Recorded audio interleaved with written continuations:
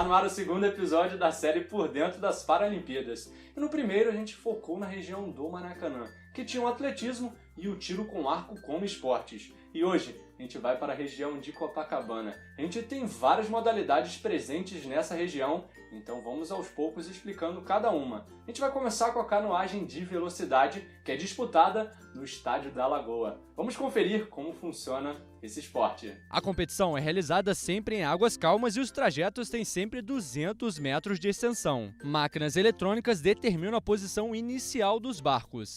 Os eventos começam com 5 baterias, cada uma com 2 barcos. O vencedor de cada bateria avança diretamente à final, com os demais competidores avançando às semifinais. Em seguida, os 3 melhores classificados nas semifinais disputam a final.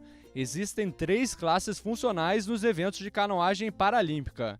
KL1 soma de 3 pontos, KL2 4 a 7 pontos e a KL3 8 ou 9 pontos. No sistema de classificação funcional, o atleta obtém pontuação de acordo com seu potencial de movimentação de pernas, tronco e uma avaliação na água durante a remada. Quanto maior a pontuação, maior o potencial funcional do atleta. Outra modalidade que é disputada no Estádio da Lagoa é o remo. Então vamos ver agora as diferenças em relação à canoagem e entender, é claro, um pouco mais do esporte. Os barcos são compostos por 1, 2 ou 4 atletas. As provas têm 1 km de distância e o trajeto é percorrido em linha reta. Vence quem terminar em menos tempo. Temos os barcos de palamenta dupla. O atleta utiliza 2 remos em cada mão. Temos o esquife individual e a classe AS, para atletas com deficiência no tronco e nas pernas, cuja mobilidade se restringe aos ombros e aos braços. A competição é individual. Temos também o esquife duplo, que é para a classe TA, destinada a atletas que realizam movimentos com o tronco e os braços. A prova é realizada em duplas formadas por um homem e uma mulher. Há também os barcos de palamenta simples. O atleta segura um remo com as 2 mãos. Temos a disputa do 4 com e a classe é LTA, para atletas que usam as pernas, o tronco e os braços para a remada. Essa categoria inclui até 2 pessoas com deficiência visual. A embarcação é ocupada por 4 integrantes, sendo 2 homens e 2 mulheres, além de um timoneiro, que pode ser do sexo feminino ou masculino e não precisa ser uma pessoa com deficiência. Do remo, a gente passa agora para o triatlo. Esse esporte vai ser disputado no Forte de Copacabana. E eu vou te contar uma coisa, essa prova requer muito do atleta, porque são 3 competições em uma mesma modalidade: natação, corrida e ciclismo. Olha, já fiquei até cansado só de pensar no que esses atletas vão fazer durante a prova. Vamos entender um pouquinho mais do triatlo. Antes de explicarmos um pouco mais do triatlo, vamos entender a classificação funcional da modalidade.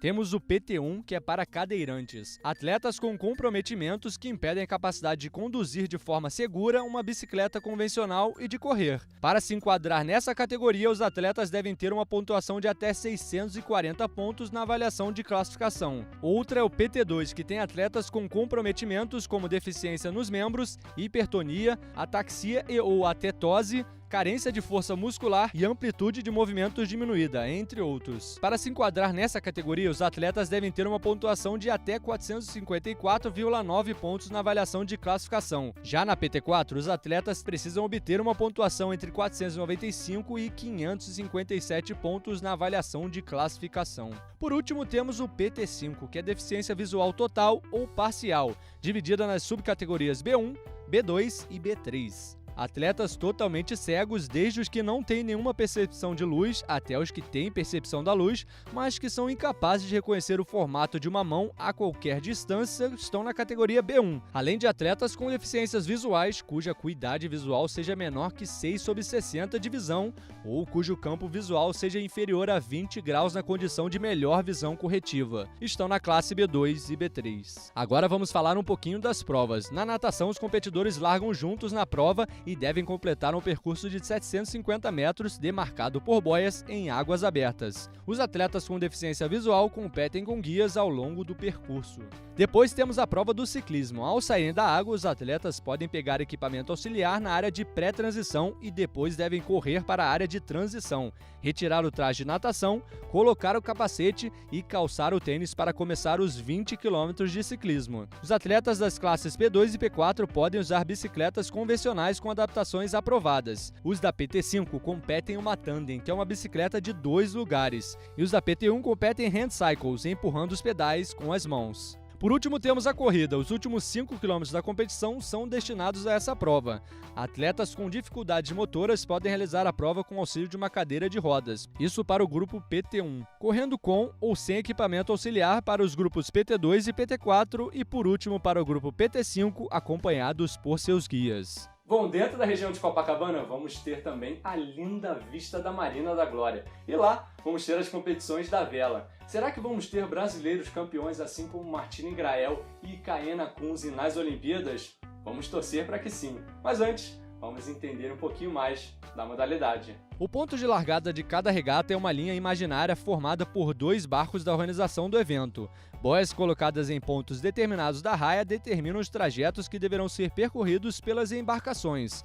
Em um esporte em que o vento é combustível para o barco, vence quem melhor se adaptar às condições climáticas e de navegação. Cada classe realiza uma série de regatas, e as embarcações acumulam pontos de acordo com a sua colocação. Os 10 melhores disputam a regata da medalha, que tem pontuação duplicada, e os vencedores são aqueles que somarem menos pontos. Destinada a atletas com deficiência visual e/ou física, a vela paralímpica usa um sistema de classificação funcional que considera aspectos relativos à estabilidade corporal, com base na funcionalidade das mãos, no grau de mobilidade preservado e nos aspectos relacionados à amplitude do campo de visão e aos níveis de acuidade visual. Temos 3 tipos de embarcações que são usadas nas competições. 2.4 MR tripulado por um único atleta que pode ter uma deficiência mínima. Temos também o Scud 18, barco para 2 tripulantes paraplégicos, sendo que é obrigatória a presença de uma mulher. Por último, temos o Sonar, que é a classe para 3 atletas. Cada um recebe uma pontuação que varia de 1 a 7 de acordo com seu grau de deficiência. O conjunto não pode somar mais que 12 pontos. A vela paralímpica não separa as competições por sexo. Mesmo na classe 2.4 MR, em que a embarcação é comandada apenas por um atleta,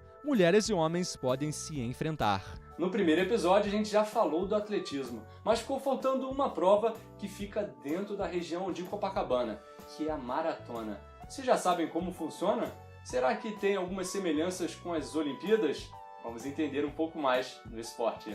Com 42,195 km, a maratona é a prova mais longa de corrida, tradicionalmente disputada pelos atletas pelas ruas da cidade.